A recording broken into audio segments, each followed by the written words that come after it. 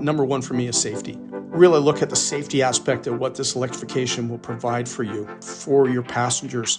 A little thing that people don't think about is these buses are much quieter. That gives the opportunity for the driver to hear more of the dialogue and things that are going on behind them. Hello, everyone. Thanks again for joining us for the Drive Electric Alabama podcast, where we plug you in to everything you need to know about EVs in the state of Alabama. Electric vehicles, or EVs, are helping Alabamians go the distance. EVs are more powerful, more practical, and more cost-effective than you think. EVs are also driving our state's economic growth. In these episodes, we're talking to some of the brightest leaders in the industry about everything from infrastructure, that's charging stations, advancements, to benefits and incentives for people like you. This podcast is brought to you by Alabama Power's You're in Charge EV incentive programs. To learn more about these programs, go to alabamapower.com/EV. I'm your host, Cedric Daniels, and EVs have been a big part of my work and personal life for decades. I'm the former Chief Strategy Officer for a Birmingham-based company called Streamline, involved with program management and consultation for clean transportation. Before that, I worked as the electric vehicle marketing manager at Alabama Power Company.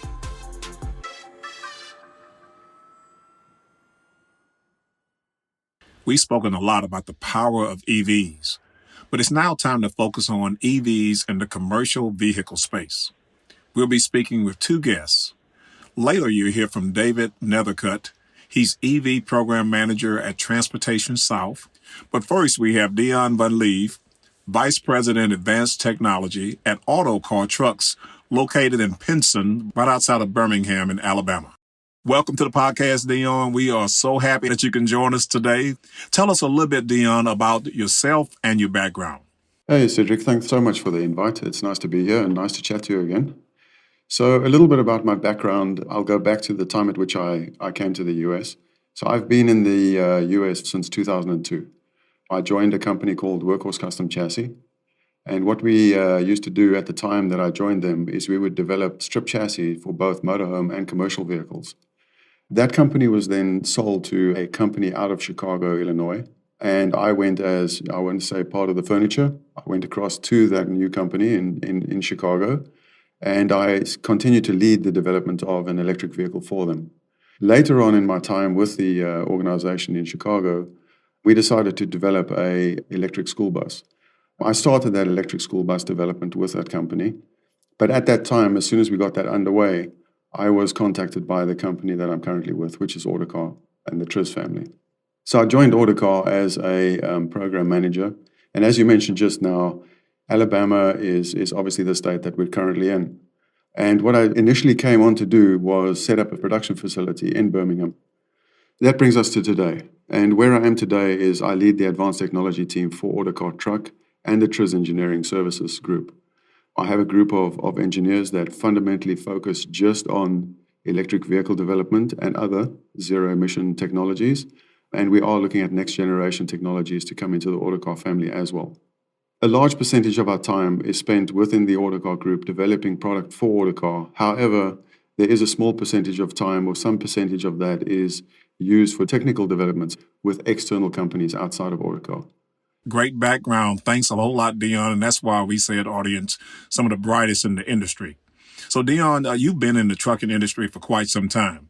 Can you talk to us more about Autocar and what exactly you're doing there?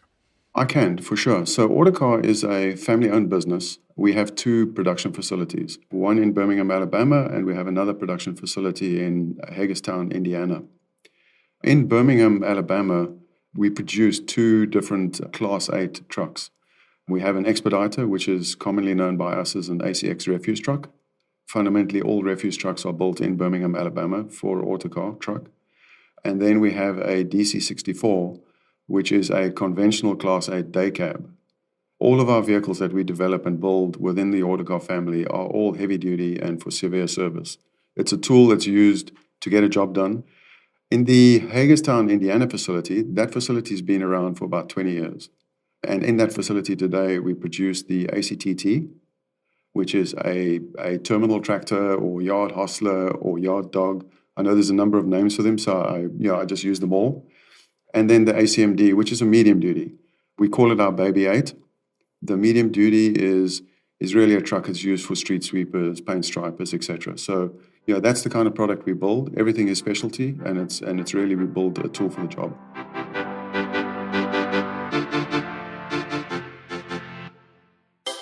We can all agree that the EV transition is taking place. More and more auto manufacturers are introducing new EVs and plug-in electric or PEV models for the general public. But nationally, Dion, and in general, what is happening regarding medium and heavy duty or commercial trucks? And if you can, tell us a little bit more specifically about some of the platforms that Autocar has for EVs. Yes, Cedric. So I can talk about the platforms. As I mentioned earlier, we have 4 different platforms in our family. We do have a EACTT, which is our yard dog or terminal tractor. It is built in Hagerstown, Indiana. It's assembled on the same production line that we build our current diesel product. One thing that is different is we have a specialty assembly area here in Birmingham, Alabama, that we use to assemble the power pack, as I call it, and then the battery assembly. We assemble that here. We look at it as a powertrain for the vehicle. And what we do is we'll ship it from here to Hagerstown, and they do the final install on the production line. We do have an ACX, an EACX. We did show that vehicle off at the Waste Expo last year. The EACX we're demoing with some customers, or a couple of customers right now. It's been taken really well. It's been really, really interesting to see and hear some of the feedback that we're getting from our customers. Some of the common questions that we have in the industry is, what happens with respect to range anxiety?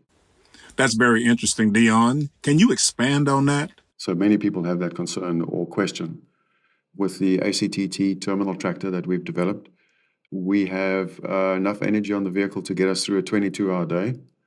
We do have the ability to charge at a high rate. So on a terminal tractor, you'll see that we have a capability of charging at 150 kilowatts. And what that allows us to do is really recover from 20% to 80% during the course of a lunchtime. The EACX refuse truck, when we look at the use case, we can see that the truck has a lot of dwell time. The truck comes in at the end of shift, and it may have 8 to 10 hours where it's standing in a yard waiting for the next day. So infrastructure is probably one of the bigger questions that we do get from customers is, we got to lay out on this infrastructure.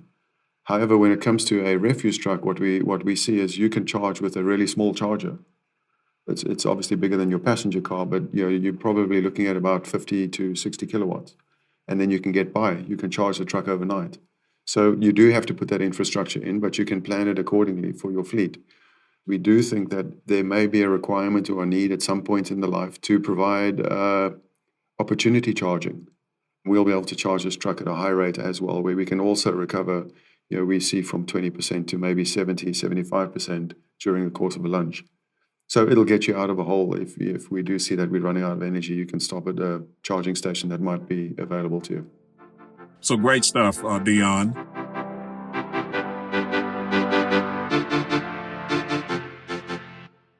So Dion, how are the drivers of these EVs responding to those experiences?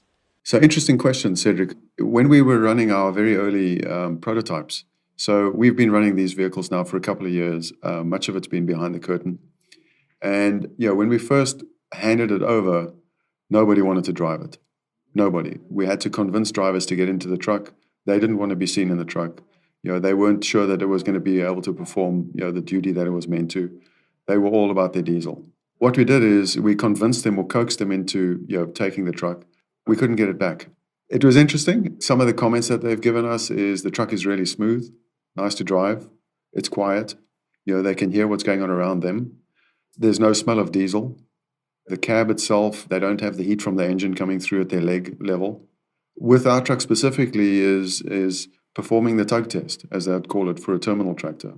That means when they just want to make sure that the trailer is actually hitched to the truck before they drive away. And they would say to us, they've tested some of these in the past where it's unable to do that. The power, the performance that we have on our trucks, and it's going across onto the ACX as well.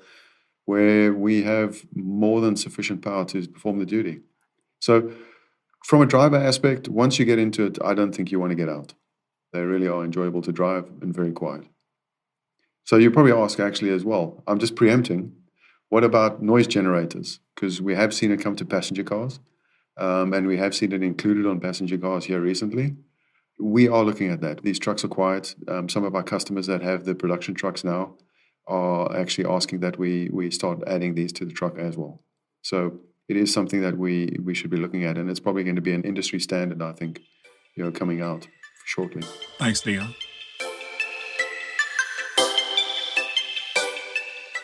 Now, when it comes to all the manufacturers around the country, maybe even the world, is this medium and heavy-duty electrification a trend that you see progressing?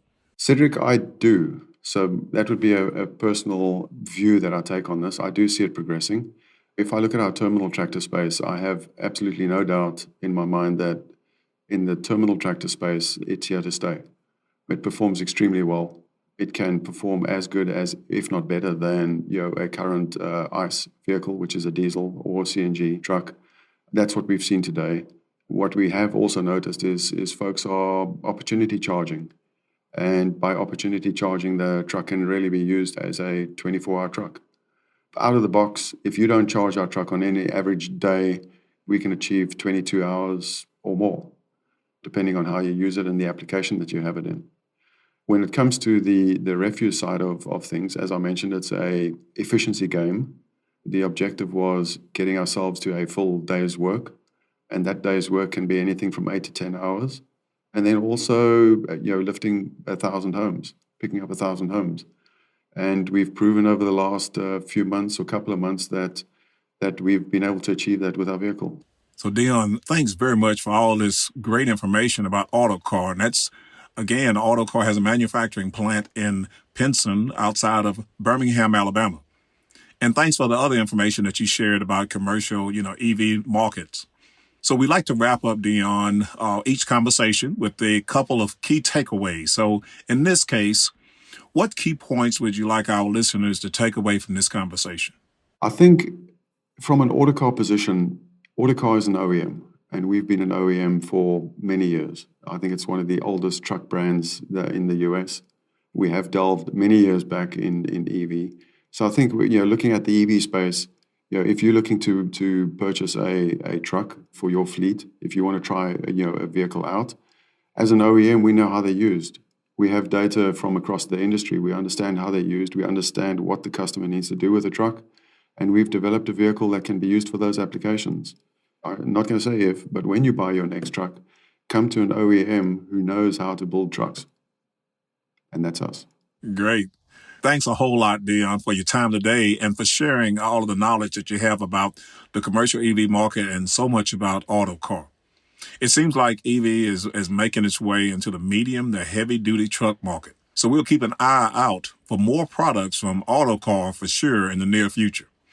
We're going to take a quick break, and when we come back, we're going to be talking about EV buses with the gentleman who manages that. So stay tuned.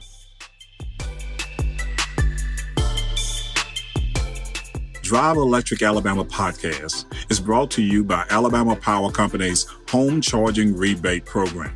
You can get $500, that's $500 when you purchase and install a level 2 charger in your home. Now that's a 220 outlet, like if you have an electric dryer or electric stove, the big outlet that you plug into. If you want to know more, check the show notes or go to alabamapower.com/EV. Okay, back to the show.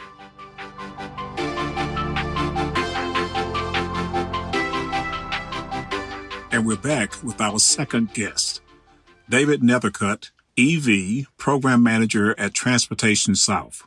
David, thanks for joining us today. Cedric, this is exciting. Thanks for having me on. Tell us a little bit about yourself and your background, please. Wow. Okay. I came prepared to talk about buses and electrification, but sure. Well, I guess you'd say yellow is in my blood. I've been at this since 1978. It's been 46 years, been in the school bus business, and the last 15, 20 years with Thomas, I was the sales training manager or manager of sales education. I'm one of those people that, as they say, those that can do, those that can't teach. And I was the one teaching our sales force about Thomas products, how to sell them, and essentially how to enter into the marketplace. So in September of this past year, we decided that it was time to kind of step back and retire. And then this great opportunity came along with the Bus Center Group, with Transportation South. Retirement for 9 whole days. And my wife said, it looks like a good opportunity. You should do it. I think really she just wanted me out of the house. Well, I'm glad that you're back in the game and involved. Tell us a little bit more about Transportation South. Transportation South is part of what's called the Bus Center Group. There's 3 locations. There's one here in Murfreesboro, Tennessee, where I reside. And then there is Pelham, Alabama, where Transportation South is. And then they have another one in Atlanta that handles strictly commercial vehicles, not school buses there. So I handle basically Tennessee and Alabama and work with school districts and work with the salespeople with regard to the grants and rebate programs that are available through the APA. So that's essentially what my role is with the dealership. Something that really sets Transportation South apart from the others is, you and I are both consumers. We buy things and we continue to go back to places that provide us a very high standard of service. And really, that's what Transportation South is. They set a very high standard in servicing their customer and their needs. And that really makes it attractive for customers to come back, or operators come back and buy from Transportation South. And we support them in the field. We have field support people. We have trained and certified technicians to work on electrified vehicles, and we have certified salespeople in order that making sure that we're meeting your needs specifically on electrification. So school buses becoming electric, why is that the case? Well, this isn't new. Thomas Bull buses, for example, their electrification began back in the 1920s, 1930s with streetcars. City transit buses have been electrified with overhead wiring for years. And Thomas Bull buses actually introduced their first electrified school bus back in the early to mid-90s. Sparky was its name. It was a lot different then. It was lead cadmium batteries. Got a grand total about 30 miles before it needed to be recharged. But today it's really evolved. Its technology has advanced to the point where school buses in the past, maybe you couldn't have got the longevity and mileage, but today you can. So there's some great opportunities that are in school buses. One of the obvious advantages is the EPA funding. We have school districts that are purchasing buses, and the advantage the EPA providing the funding, that funding helps us reach a price point which makes it very attractive for school districts and customers to purchase those buses. Great. That's great history, too, about the perspective of time.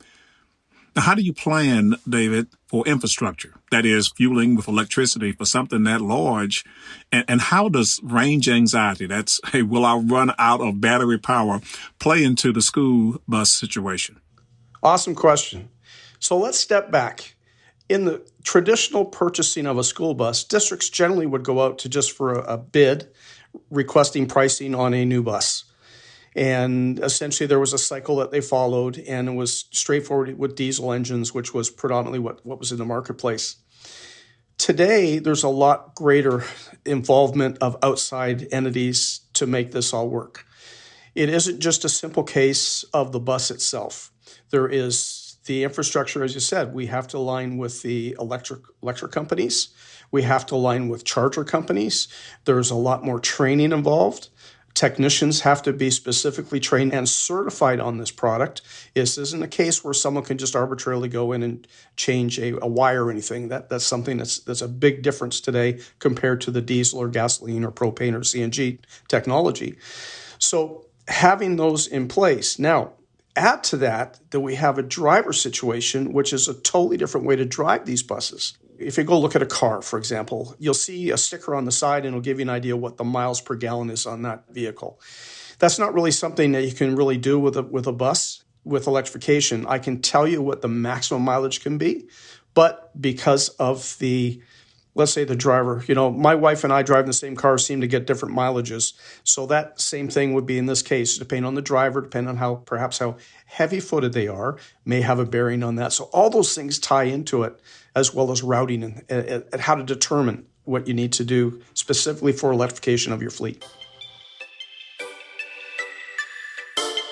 Now, one other question about city versus rural, is that a consideration with electric buses? And overall, David, what does the future look like for school bus transportation industry as far as becoming electric in the future? Well, you prepared with some questions for me. Well, right now, if you look at it, a school bus range, and I'll just tell you what the maximum range would be, say about 120 miles on a range of a bus.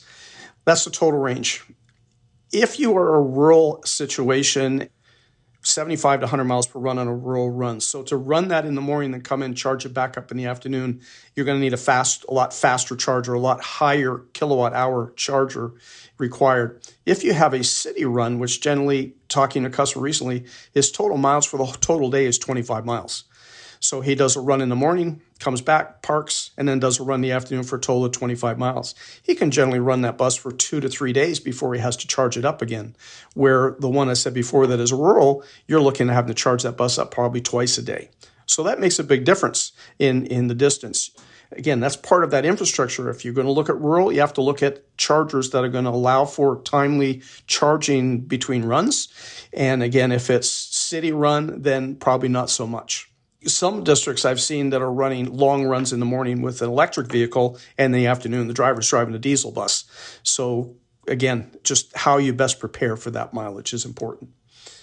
And then the scheduling, tying together those electric companies as to timing to have when that needs to be set up, how to best prepare for future fleet increase. So we hope or we know that you're going to be successful in operating your fleet. So you come in and buy one or two at the beginning and gradually build more and more into your fleet. You're going to require more and more chargers. So you need to lay out a plan to accommodate that for the future as well. So as you mentioned the future, in this industry of school buses, do you expect it to grow substantially to be electrified? I'm sitting here a little red-faced with Cedric. Back in 2007, I was at a conference and sitting on a panel. We had a hybrid bus that was there on display, and the question came up to the panel, did I see electrification of school buses in the future? Honestly, my response was no, just based on the technology that was at that time. Today, it's totally different. We're getting greater and greater range out of these buses, and we're seeing customers accepting them more and more. The future, again, is going to rely on funding. It's going to rely on volume, which helps bring that overall cost of the bus down or down into line. I think you will find that if the bus pricing, whether itself or with the help of EPA or grants, come in line with what a diesel price bus is today, I think you'll see that more and more will move that way. It's now time for a segment where we separate fact from fiction when it comes to EVs. This is brought to you by the Alabama Clean Fuels Coalition. There's a myth out there that says EVs take too long to charge, especially at public EV charging stations. But the truth is, on the road, DC fast charging can be as quick as 20-30 minutes for most EV drivers. That's great, but we know that's not always available. So consider charging at home overnight while you're sleeping, because that's the most convenient place and time to do it. And when you're at home, the type of outlet matters. On average, a level 1 or 120-volt outlet can produce 40 miles of range with an overnight charge. By upgrading to a level 2 or 240-volt outlet, you can charge your car fully in only 6 to 8 hours. Finally, there's an EV savings hack. Check if your utility provides customer incentives like a discounted charging rate or an EV charging equipment rebate. All right, let's go back to the conversation.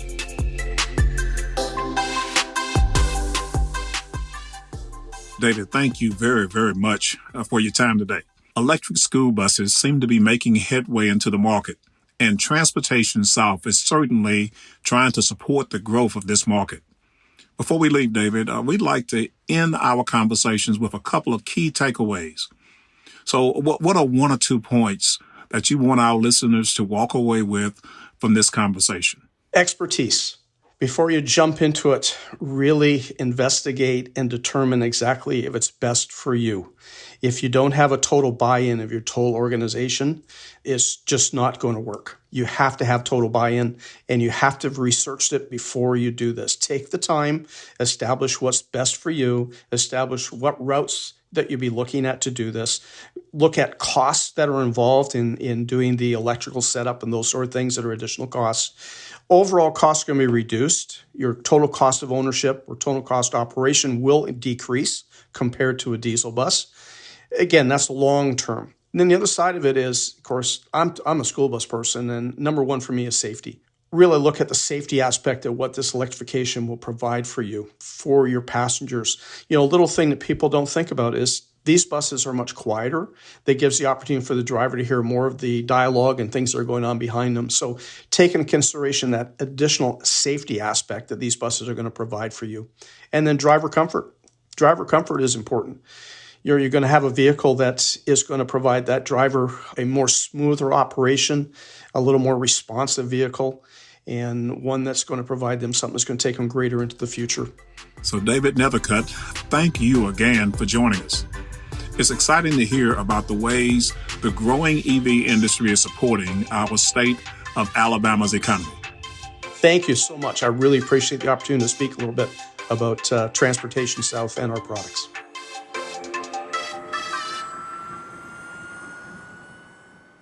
The Drive Electric Alabama podcast is brought to you by Alabama Power's You're in Charge EV programs, as well as the Alabama Clean Fuels Coalition. The series is co-hosted by me, Cedric Daniels, and Michael Staley. And the podcast is produced by Ingredient. For more information, you can always check the show notes or go to alabamapower.com/EV. Thanks for listening.